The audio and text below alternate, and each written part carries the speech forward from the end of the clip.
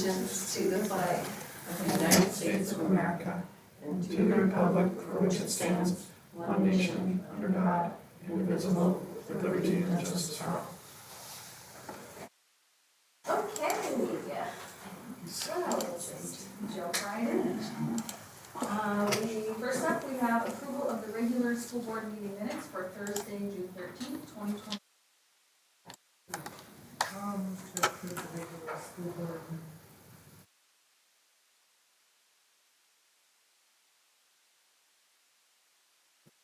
All in favor? Aye.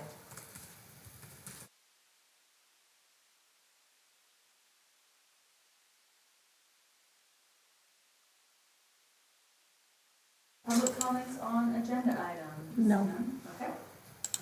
Next, we have approval of the consent agenda. Do I have a motion? I'll let you approve the consent. Aye. Motion passes. All right, Lisa, you're up again. I was still in enrollment report. Well, I guess that's first before it allows me to pick. We had the June 13th meeting. We don't get financials from the county until a little bit later. So in June, I did report on enrollment for July and then payroll for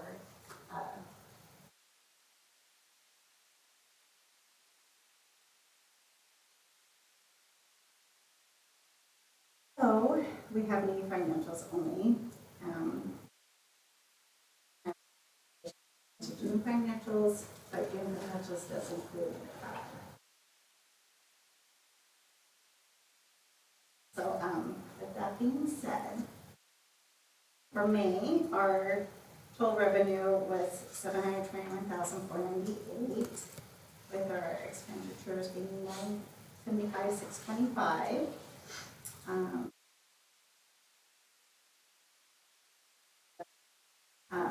Continuation of May, once again, 721,498. Right. Then we go into a little comparison here. So with our revenues being 721,498, which is, I believe, a little bit lower.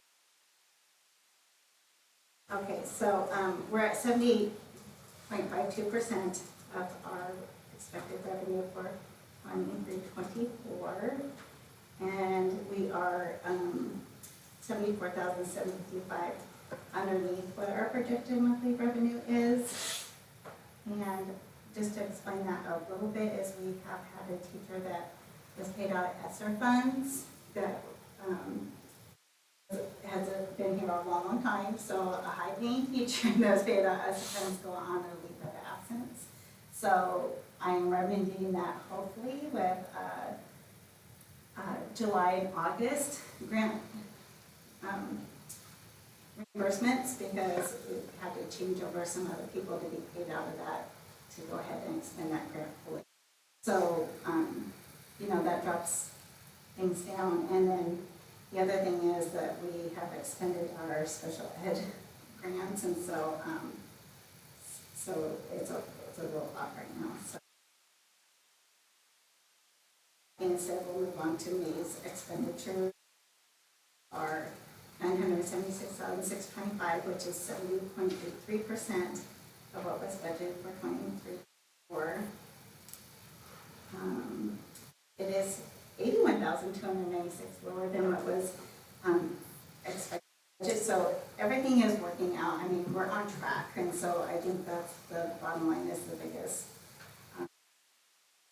point here. And then with ASB for, let's see, May, their total revenue was $1,918, and their expenditures was $1,328.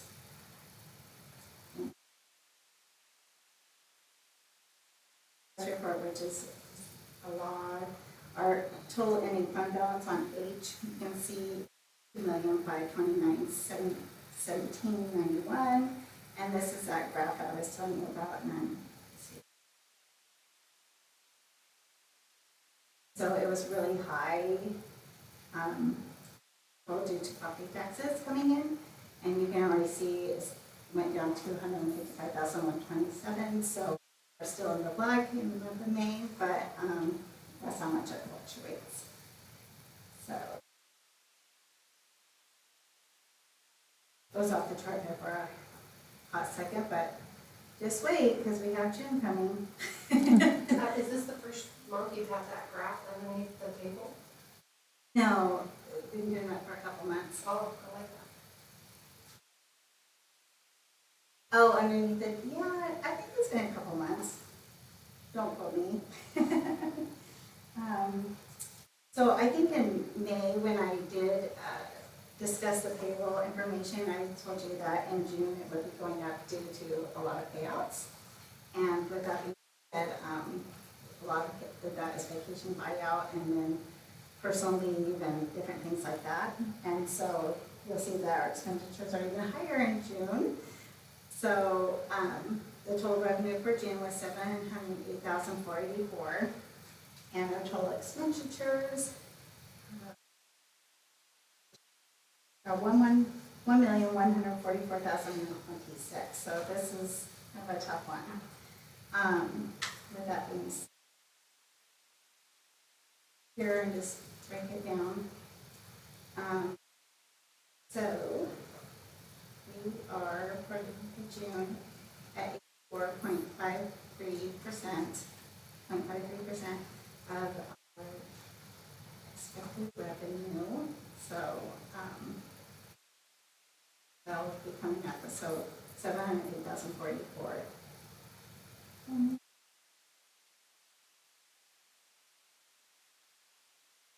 So,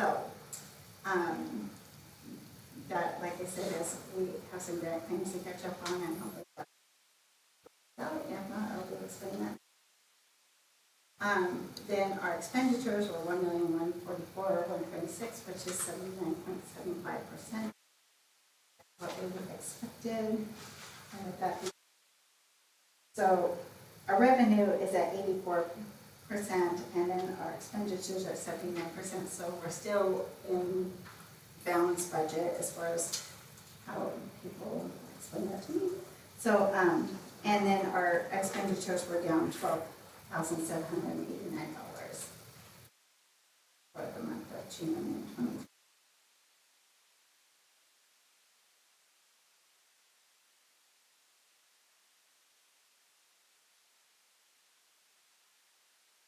Scrolling, so I'm like, oh, I guess I'm there. Okay, then as far as ASB goes for the month of June of 23-24, their total revenue was $2,314,000. Their expenditure was $6,428. They have prom, they have different things that are happening at that time. They're still within their balance budget. So this is where you'll see on line 8 is our total ending fund balance of being $2,094,76. And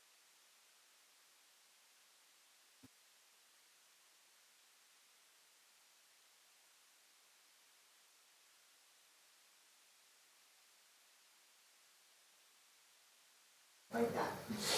So, I mean, but we're still above where we started. So, like I said, we're still within our balanced budget, but that's the fluctuation. And a lot of that is, we do a lot of title on LAP expenditures at this time of year, and then we're kind of, like title we can claim back, but LAP and is all through apportionment throughout the school year, but we're always trying to expend, so we're spending more money, basically, like this time of year, don't you say, that's what we did last So we year. don't use it. You can carry Yes, over some, so, which we, so we're always scrambling to have all these expenditures to, that way next, it's like if you don't spend it, they don't give it to you the following year, so. and I'll just say though, and one of the reasons is because it's same thing, you budget a certain number of staff.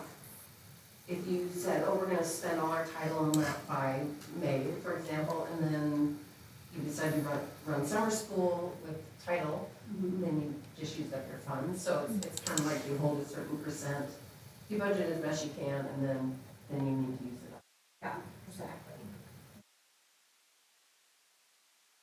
well, so it's, you know, it's a,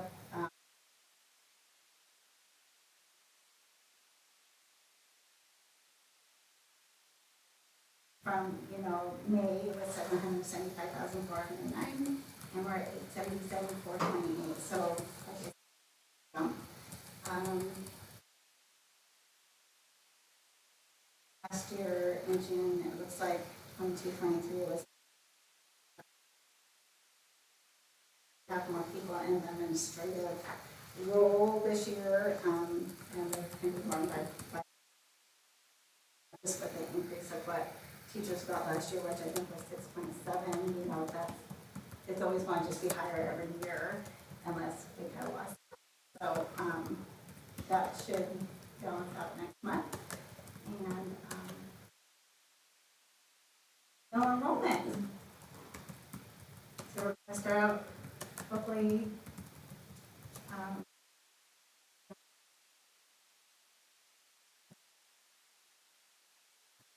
October will be the first enrollment report, I think, for you guys. So we wait, till the 7th day of school to put a buffer in there, and then we'll be reporting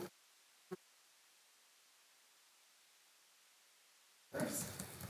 That's not typical.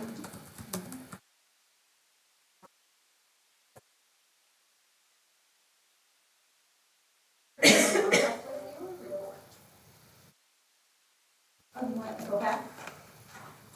Thanks, Linda. Yeah, so, luckily we have community members, staff members interested in, being part of various discussions. And we also do, for compliance reasons, need to have certain committees. So I just put together the committees we absolutely have to have for various reasons. One is, so that's what this document is, and then what I'm going to do is put this information on the website and put applications. So if you're interested in any one of these committees, there will be a series of questions, because it's not just anybody. Like, we don't want committees of 20 people.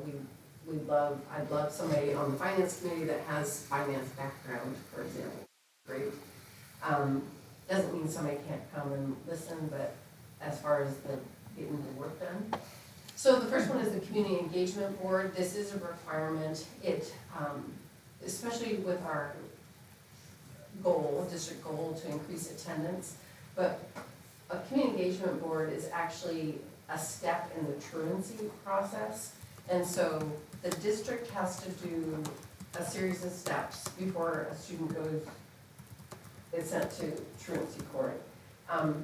We have to have meetings with the parent. We have to try various interventions. We need to document those interventions. We need a contract, like an attendance contract with the family or the student. And then you need to invite it depends on the age, but the student and parent to a community engagement board, which is not a way to punish anybody. It's supposed to be made of community members that have resources available to them that can help the parent or, let's say, a teen student. So I had a student once, he kept staying home from school because his mom required that he babysit his younger sibling. And so the community engagement board member says, well, wait a minute, you're part of this tribe, their social services should be helping, you know, and so it's not in any way supposed to be shame on you for not coming to school. It's supposed to be a problem-solving body. But there is an agreement made at that committee, and then that parent and student might come back the next month to say, wow, that really worked, or we tried that didn't work, and so then you keep problem solving. So that's a really important one. Strategic planning, our last strategic plan was done in 2018. Last year was a little busy, and so we just have to make this happen, because 2018 is a long time ago. So I just set some, I'm proposing a steering committee. I believe last time was kind of a whole, getting the community involved in every step. Is that correct? steering committee at the beginning. It did go Oh. into a large meeting. Yes, and we will do that as well. So I'll put it out to see who's really interested in committee and being on that. The steering committee is a good idea. And then wellness committee, so, there's two types of wellness committee. This one is about students. I also am looking into a staff wellness committee. But this one is about students. In other districts, this is often run by like a PE teacher or a health teacher.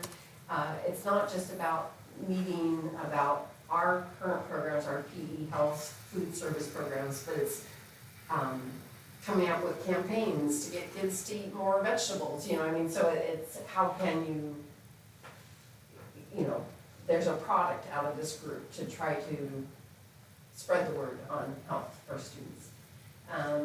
School safety committee, that's Paul, Hart, I think Shirley, there's usually a building rep, so Shirley Moody's on that, Stephanie Dalpaz is on that, Abby Harrison, because there's not only this emergency plans that the district creates, there's a big push right now, so Abby and Paul are now trained. If there is an emergency, then what does the district do as far as mental health of staff and students? And so Abby and Paul went to that to be trained on, okay, how do you recover from something? So this isn't just, are there cords across the floor? This is a very widespread committee. And it you know, has moving parts, like you won't always have a first responder there, but sometimes we might say, no, we really need a group of first responders to look over these plans we have. Curriculum committee is just ongoing based on what our curriculum, what's it called, cycle.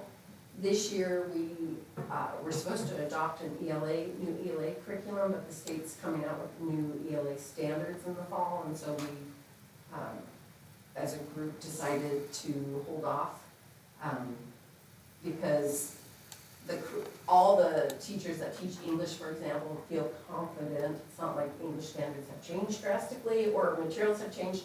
They feel confident with the materials they currently have, so we held off on that.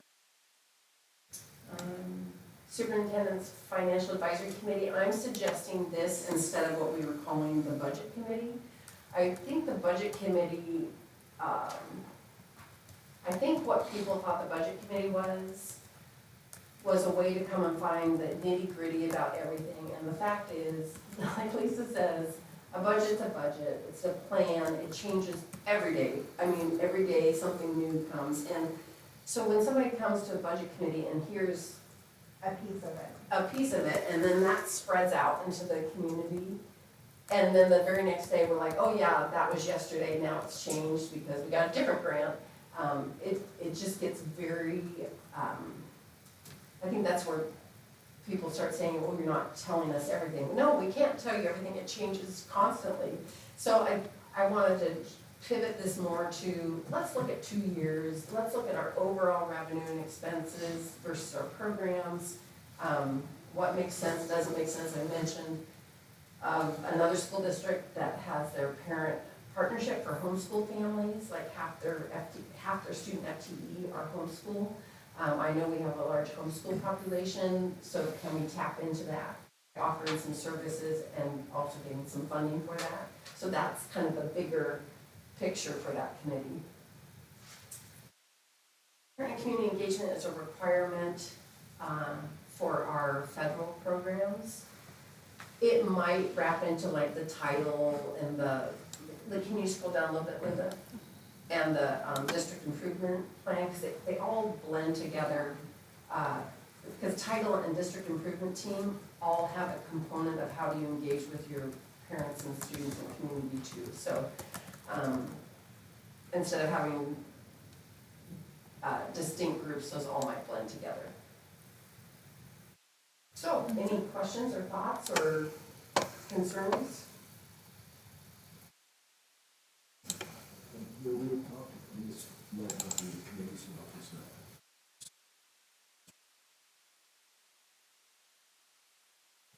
Yeah, absolutely. That 26th, Was that Monday, when Mike Suda's coming to talk with the ASB leadership and class leadership? That will be part of that as well.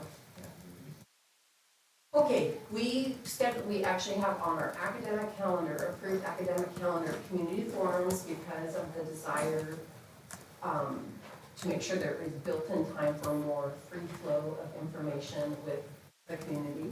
Last year we had first around kind of the budget information and then next around the levy, but these are more, and it was still probably, like next time we run a levy, we'll have to do those again, but these are more, we know there are issues that have to be discussed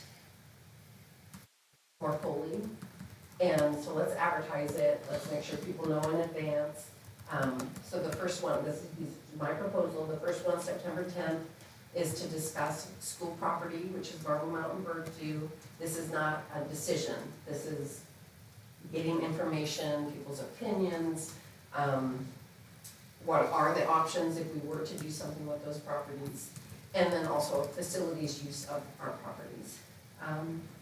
November 12th is just a school finance overview. I don't think we could talk about school finance enough to educate people about just, it's not as easy as I think that people think it is.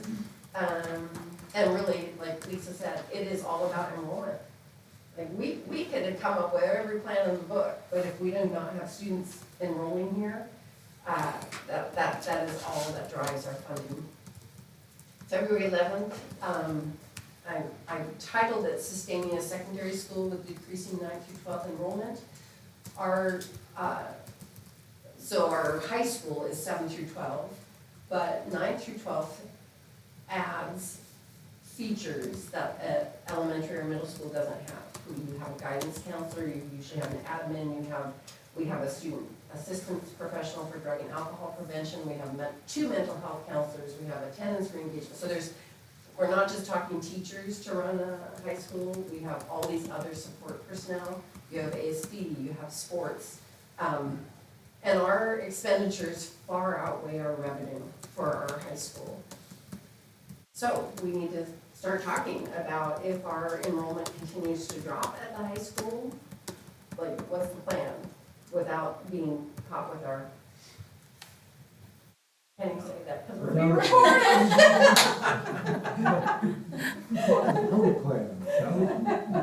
So there are lots of great things happening in secondary. Many districts have what are called mastery-based or project-based high schools, which are students go and earn credit, but you're not tied to the first, second, third, fourth period model. It's about students creating a plan, having the teachers be more like coaches to make sure they complete the projects they want. So anyway, there's some really great things happening. We just need community involvement to say, what would get people jazzed to get your students here? So anyway, that's that February. And then April 1st, by then, the steering committee for strategic plan, plus we'll probably be having other community forums for the strategic plan. That would be the presentation of it to hopefully adopt it in the May board meeting for the 25-26 school year. Are there any things on there you're like, whoa, you totally missed this subject, Carrie, or cover it? There's a lot. Yeah, that's a lot. Okay. Right, no recognition. We're on to old business. Of the final reading of policy 5203, staff discussion.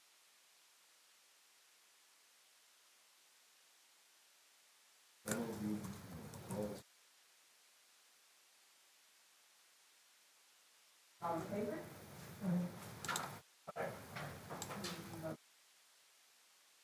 Up we have the approval of the final reading of policy 6702, wellness. Do I have a motion? I'll move we approve the final reading of policy number 6702, wellness.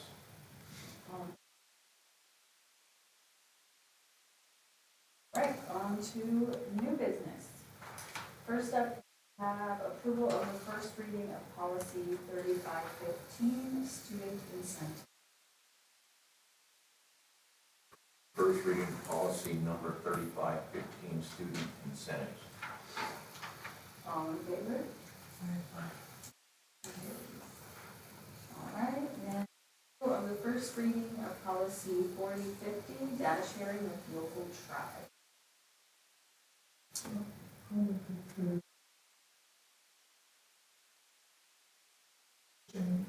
With local tribe. All in favor? Aye. Motion. Of the first reading of policy 61, financial conflicts of interest policy for federal grants and school grants. Do I have a First reading policy 6107, financial conflicts. Aye. motion carries? All right, approval of the 2024-25 Concrete High School athletics/activities code handbook. I'll move we approve the 24-25 Concrete High School Athletics Activities Code Handbook.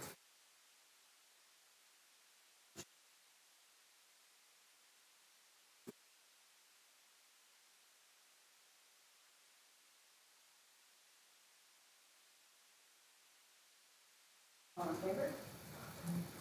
Motion carries. All right, and then approval of resolution 14, oh, can I combine all these? No, sorry. Backtrack. Approval of resolution 1482, adopting the 2024-25 budget, the 4-year budget plan summary, and the 4-year enrollment. I'll move we approve of resolution 1482, adopting the 2024-5 budget, the 4-year budget plan summary, and the 4-year enrollment projection.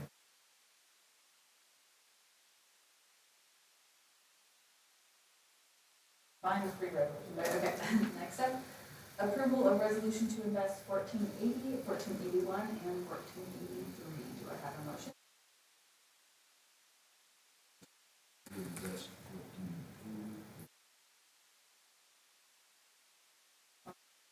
14. Aye. Motion carries. All right, public comments on non-agenda items? No. No. All right, future meetings.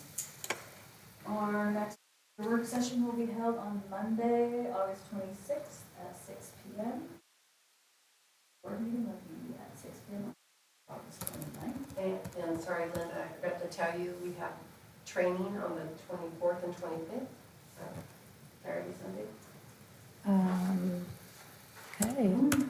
Is it for who? Board training? or- Board and anybody that wants to attend, it will be a You'll have to special tell me session. what it is so I can do an agenda on August 24th, 25th. 24th, 25th, yeah. It's on the 7 habits Okay. for leader and me. Okay.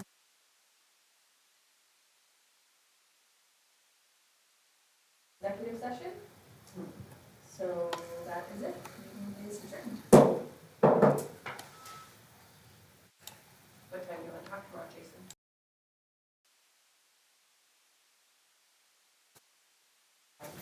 Allegiance to the flag of the United States. To the republic for which it stands, one nation, under God, indivisible, with Before we begin here, welcome everyone. Thank you for coming. Our board has adopted policy/procedure 1400P, meeting conduct, order of business, and quorum. This policy and procedure are available on the school district website. By adopting this policy, board meetings must be conducted in a civil, orderly, and business-like manner. This means that whether we are school directors, district staff, students, members of the community, or some other guest, we all must follow the same standard of civility during school board meetings. At every regular board meeting, there is a public comment period, which is something we value. This is an opportunity for visitors to be recognized and make brief comments. We have a sign-in sheet for those who wish to speak. This allows us to call you forward. If we have members of the public who are attending remotely and would like to speak, please enter your name in the text box and we will call on you. The total time for public comment period is 30 minutes. Each speaker has a maximum of 3 minutes. There is no mechanism whereby a speaker can donate some or all of their time to another speaker. No individual may speak more than once per regular meeting, even if there is time remaining. Public comment period is an opportunity for the board to listen to individuals on educational issues, and board members are encouraged to listen attentively. However, public comment period is not a time for dialogue between the board and the public. The board will not respond to statements, questions, or challenges made during public comment period, and there will be no back and forth dialogue. Please know that the board's silence is neutral. It is neither a signal of agreement nor disagreement with the speaker's remarks. Although the board will not engage in dialogue, the board chair might ask a speaker a clarifying question. It is also possible that school district staff will contact a speaker at a later time to follow up on an issue raised during public comment period. Words have impact, and you, not the school district, are responsible for your words. We caution all speakers that it is possible that your statements could violate the rights of others under various laws, including laws protecting privacy and laws prohibiting defamation. If you are unsure of the legal effect of your remarks, you should seek independent. In any case, we ask that you help us model for our students what a respectful and inclusive community looks and sounds like. And as a final reminder, our meetings are being recorded pursuant to the most recent state law on public meetings. Okay. All right, well, here we are on our budget hearing agenda then, so I guess Lisa's up. So we went through this pretty much on Monday, but this will just be a recap for the public. So with that being said, I'll start, so every school district has 5 major funds. Fortunately, we only have to deal with 4 because we don't have debt service. And so that's something I think that the previous superintendents and businessmen who have been really careful about to not go in the red to have to go and get financing. So we're thankful that we don't have the debt service fund. So I'll just go ahead and start with the board memo here, the 24-25 budget information, and I'll start with the ASB fund. So the ASB fund, and this is basically for 7 through 12. Our elementary ASB isn't very active because we only have grades 8 through 6 over there. So the ASB fund beginning balance is $75,962, anticipated to be $75,962, and ending balance $57,274. The student submitted revenue budget totaling $107,750 with expenditures being $127,438.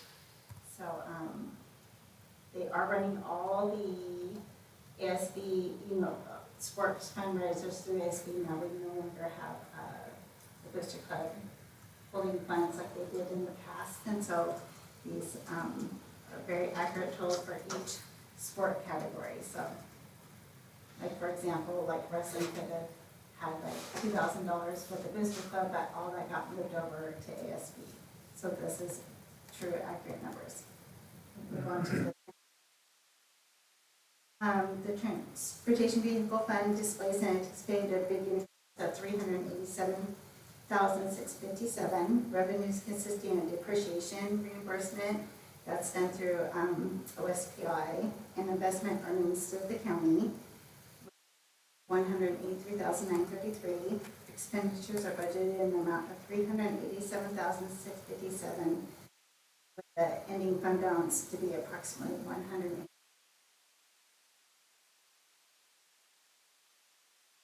General fund, which is, like we have mentioned numerous times, is basically based off of our enrollment. So the general fund was created using the K-12 regular enrollment of 455, which is, like we said, very competitive, which is something that is recommended from the ESD and something that's been consistent here at Concord School District. We budgeted, raised our enrollment of 7. Dropout re-engagement enrollment of 10, and that's what we consider. Dropout re-engagement is what we call open doors on all of our other reporting. We won't be sharing enrollment reporting today because or in July, so if that's something I could show you later. And then for TK, at this point, we have an enrollment of 18 projected for 24-25, with a total of enrollment being at 490. So you can see on the next page, the enrollment change. So basically, the enrollment by FTE is based off K through 12 enrollment only, because this has been done the last 10 years, and we don't want to start considering other things like TK and all these other things. It's always been K through 12 only. So with that being said, we're budgeted at 455, and you can see that over since 16, 17, it looks like. So that's our historical 10-year enrollment trends displayed on this PDF. Total budget expenditures for 24-25 are $12,650,082. A decrease of $169,178, or about 1%. And basically how that decreases came about is that we have dropped an administrator, and then we have had some teachers go ahead and either retire or leave the area and just put in their resignations. And with that being said, we're trying to take what the state gives us for certain classes and trying to make that teacher have full-size classes in order to budget more conservatively. So like at the elementary, for example, we have 3 split classes because we don't have enough for, say, 2 third-grade teachers. So we'll have like 1-3 and 1-3-4, or 1-5, 1-5-6. You know, so we're not taking 2 whole teachers and paying them wages and benefits. So we're splitting those up. So How are the students separated in this?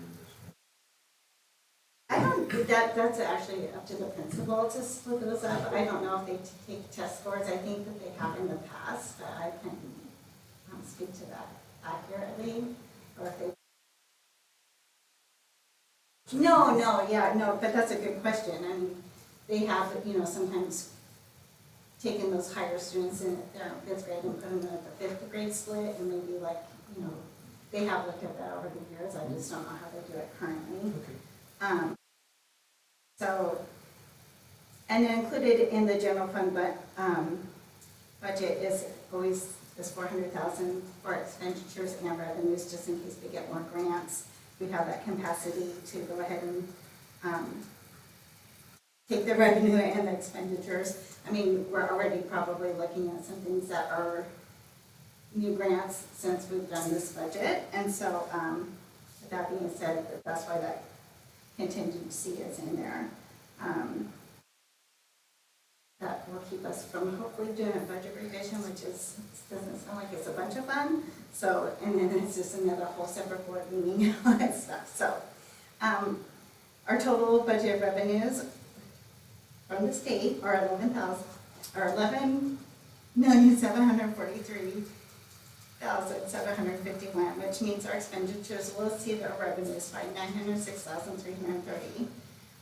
Revenues have decreased by $63,309, or about 1%. And a lot of that is due to the ESSER funds that this is the last year of those. It was last year.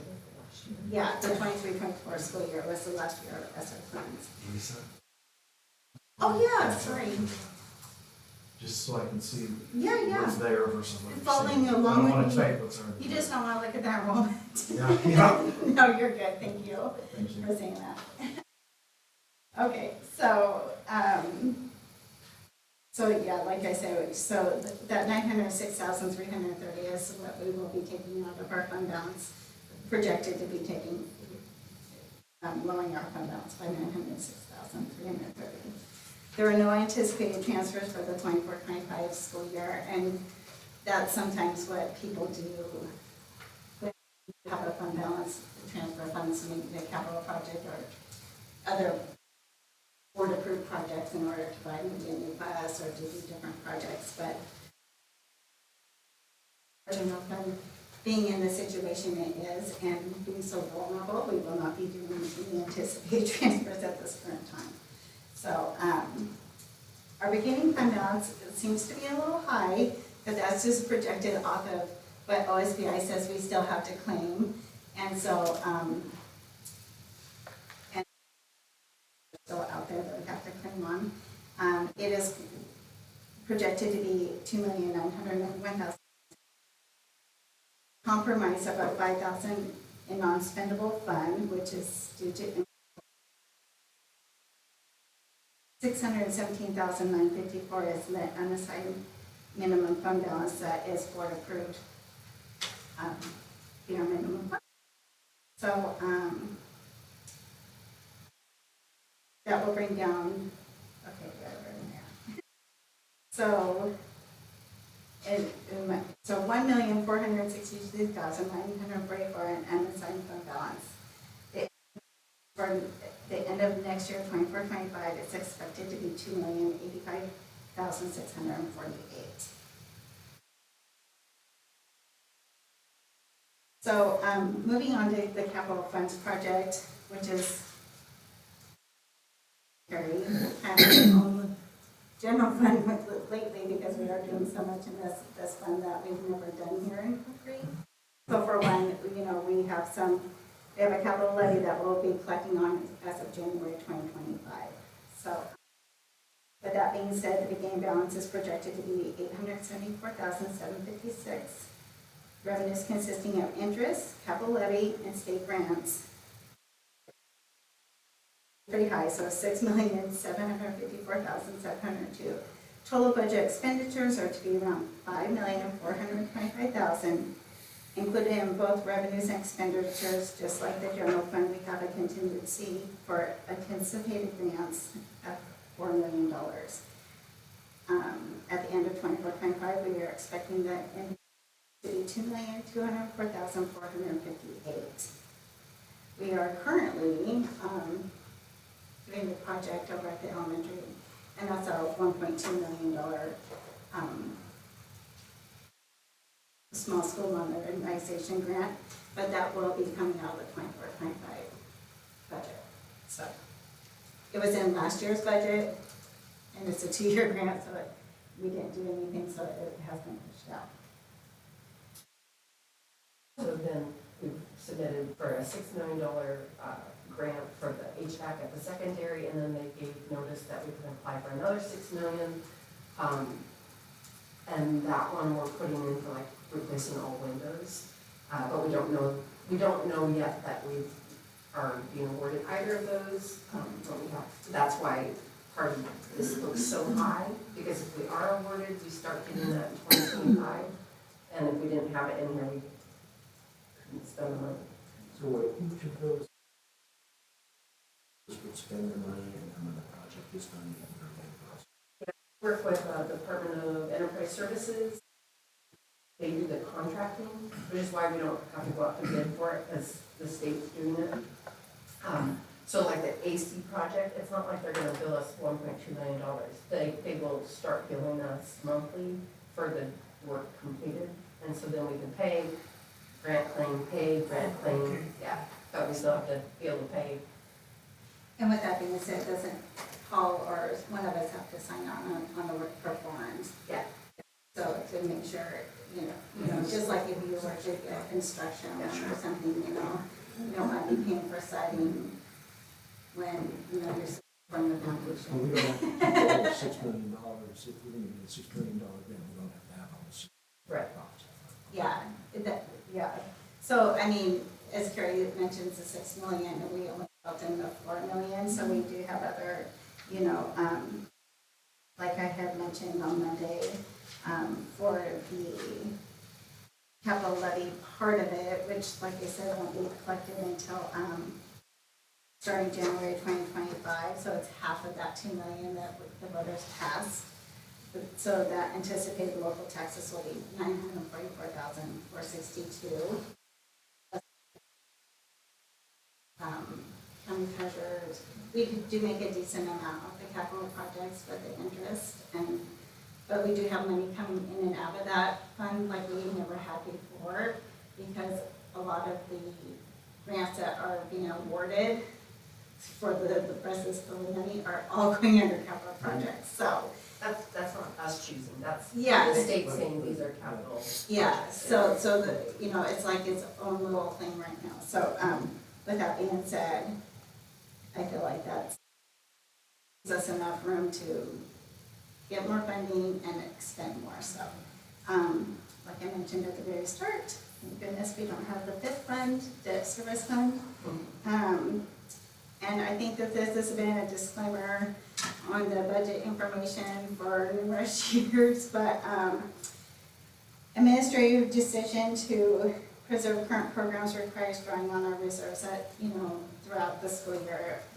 We have added to our monthly,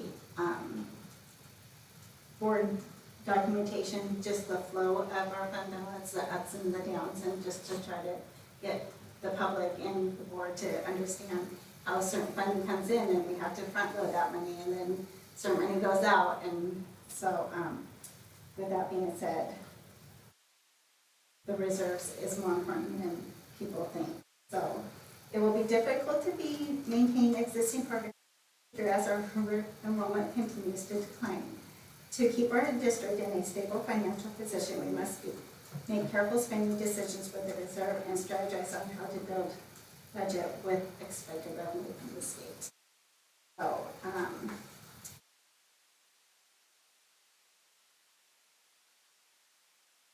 but this is the MSOX disclosure, and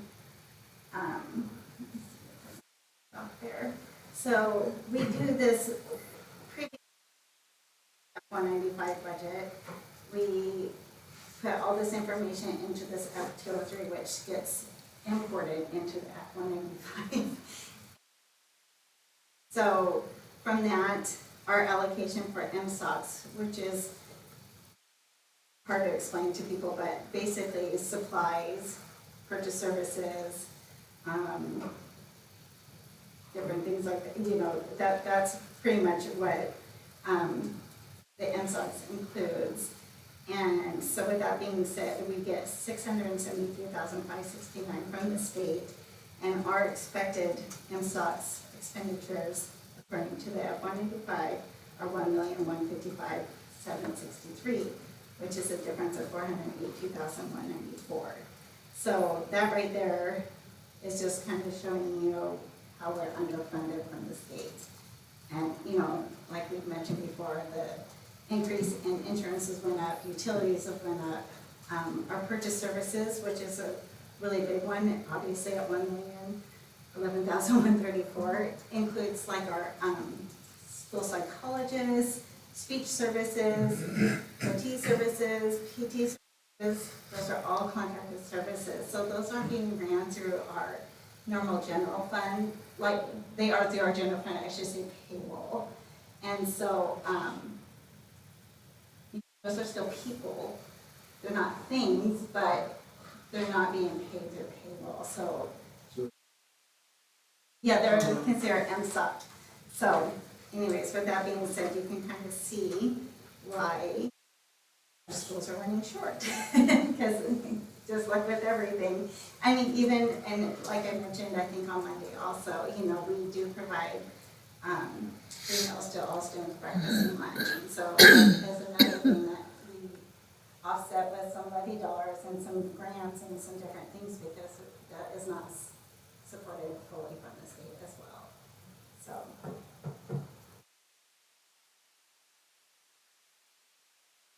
All right. Anything else?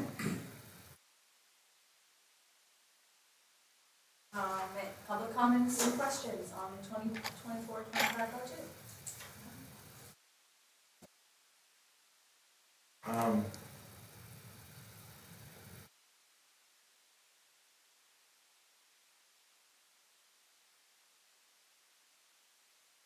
So I can peel off an administrator, my work nightmares. That would What be we're talking correct. about here, Yes. and, Is it appropriate to ask which, for names of teachers at this point who? I don't think that we can disclose that information. Well, anybody that's resigned has been already. Oh, yeah, they're already in the public. They're in each month's board packet. Okay, so I can track that down. in the Yeah. I can show you packet. how to go onto the website, and go Yeah, over to the board docs, and it'll say like people that resigned. You know, we've just got, just this week, we got another resignation. Some people have moved out of the area, or, you know, have had family things, and so, that they consider that attrition here, you know, so, that's kind of how we're balancing things too, is just not rehiring every position, or combining some class sizes and stuff. Say, it, the admin wasn't just the high school principal as a full-time principal, but not having a separate special ed director, not having a separate, what I used to be state and federal programs. So essentially in 2 years, that 3 admin positions have been cut. We're funded for 2 from the state, for certified admin.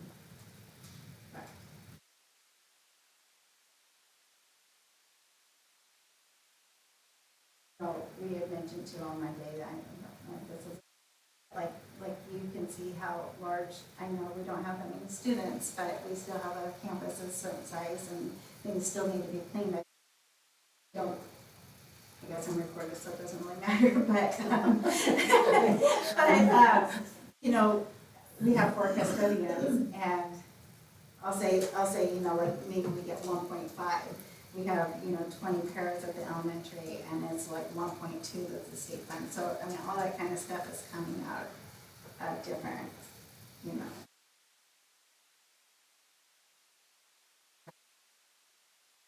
It's around to get everybody paid and keep the doors open. I guess you would say.